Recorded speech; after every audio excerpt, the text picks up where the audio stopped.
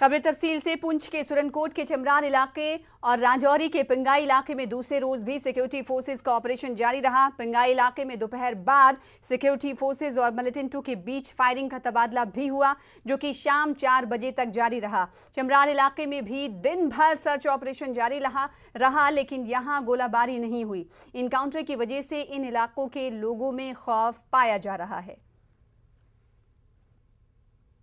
रात से एक कार्डिनेंस सर्च ऑपरेशन जो है इस जनरल इलाके में चल रहा है।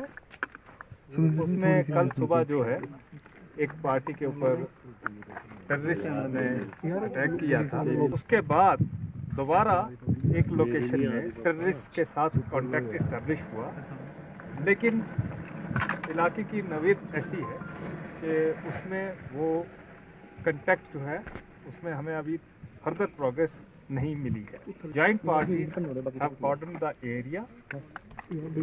We are doing the operation and we are sanguine that it shall be taken to the logical conclusion in the shortest time of time. We believe that the group was present here for past 2-3 months. ये वही आतंकी हैं जो सुरनकोट में थे, जो पंगाई में पहले जो एनकाउंटर हुआ उसी ग्रुप के साथ मुठभेड़ हुई थी। कल सुरनकोट में मुठभेड़ हुई थी।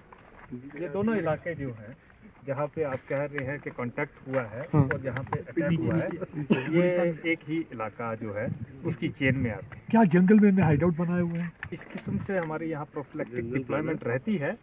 हमारी डिप्लॉयमेंट और हमारी जो पार्टी की मूवमेंट जो है कुछ वक्त से ऐसी रही है कि हम उनको we have been able to hold them up in certain area.